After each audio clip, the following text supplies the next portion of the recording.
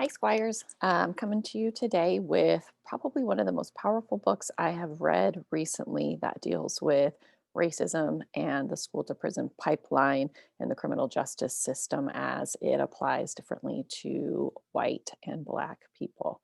So, Punching the Air is not for anyone who is just starting their foray into understanding racism, its past and its present in our country. I'd say if you've read a few books about the topic, either nonfiction or fiction, you might be ready for this one. This is definitely YA. It has a lot of language and it's pretty intense. So the main character is you find him, I believe, at the beginning of the book on trial for assault and battery of a white boy. And he and his friends had gotten in a fight with some kids over territory in their neighborhood. And he is accused of the one of putting this other kid in a coma.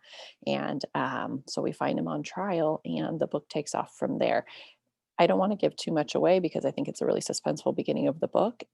But I do think that if you're interested in racism, um, like I said, this is a book to pick up and try to understand. It is a novel in verse, just so you know, and it is co written by Zoboi and Yusef Salaam, who was actually one of the Central Park Five. If you know the story of this, these five Black teenagers were accused of raping a woman who was jogging in Central Park, wrongly accused, and they were finally exonerated years later after they'd spent years in jail.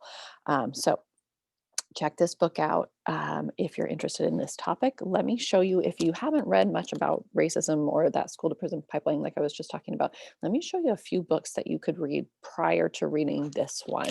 I've got them back here, like all of our late night shows do these days, where they put the books they've been reading on their counters. So a few that you might start with if you're brand new to the topic. Iggy's House, it takes place in the 70s and is about white families who move away when a Black family moves into their neighborhood. Ghost Boys is about the shooting of Tamir Rice, a 12-year-old, by a white police officer.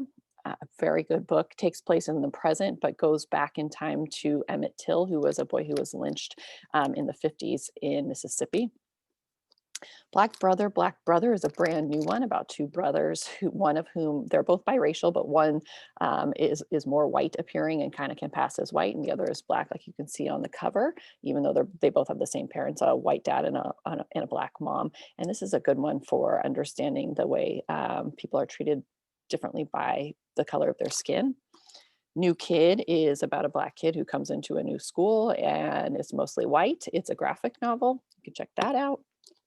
And then a couple of YA titles. All American Boys is about police violence again, a white police officer who beats up a young Black teen who he thought was stealing. And there's a witness, a young white man has witnessed this episode, and it's about um, his conflict in whether he should come forward or not. So it's a gripping story. And then you probably all know about The Hate U Give, which was turned into a movie, also about a Black man who was shot by a white police officer.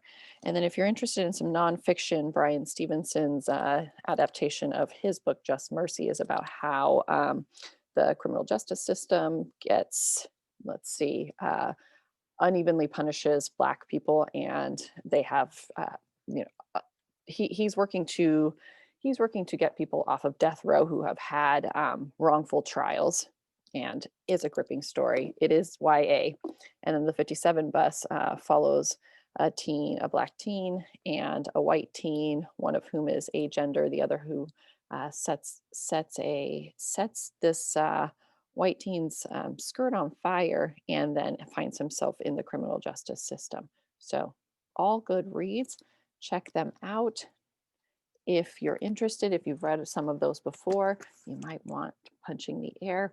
Find them all in the WCI library and Destiny Discover.